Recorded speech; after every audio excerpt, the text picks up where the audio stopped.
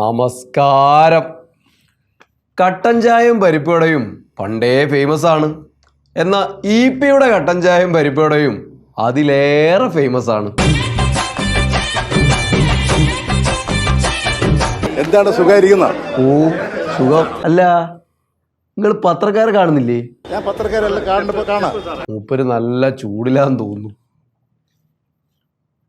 ഇത് ശരിക്കും എഴുതിയത് നിങ്ങൾ തന്നെയാണോ? ഞാനല്ലേ എഴുതിയ ആള്. തന്റെ പുസ്തകം പണിപ്പുരയിലാണ്. ഇത് പ്രസിദ്ധീകരിക്കാൻ ആരെയും ചുമതലപ്പെടുത്തിയിട്ടില്ലെന്നാണ് മൂപ്പരവാദം. ഞാൻ ചോദിക്കട്ടെ, ഇന്ന് പ്രകാശന ഞാനല്ലേ എഴുതിയ ആള്. ഞാനിപ്പോ എഴുതിക്കൊണ്ടിരിക്കുകയാണ്. അത് കുറേശ്ശെ തയ്യാറാക്കി കഴിഞ്ഞാൽ അത് ഒന്ന് എഡിറ്റ് തയ്യാറാക്കാൻ വേണ്ടിട്ട് കൊടുക്കും, ടൈപ്പ് ചെയ്യാൻ. അതല്ലാതെ വേറെ ഒരാൾക്ക് ഈ കോപ്പി തയ്യാറായി കൊടുത്തിട്ടില്ല. എന്റെ മുഖചിത്രം തന്നെ ഞാൻ ഇന്നാ കാണുന്നത്. തെരഞ്ഞെടുപ്പ് ദിനത്തിൽ തന്നെ ചില പ്രസക്ത ഭാഗങ്ങൾ പുറത്തു വന്നതാണ് മൂപ്പരെ ചൊടിപ്പിക്കാൻ കാരണം. ആത്മകഥാകാരൻ തന്നെ സ്വന്തം കഥ തള്ളിപ്പറഞ്ഞ അവസ്ഥ ഇതാദ്യമാവും. എന്നാ നിലനിൽപ്പ് മേടിച്ചിട്ടാവും ഇതിലും വലിയ കാര്യങ്ങൾ പുറത്തുവിടാതെ DC ബുക്സ് മുങ്ങിയത്.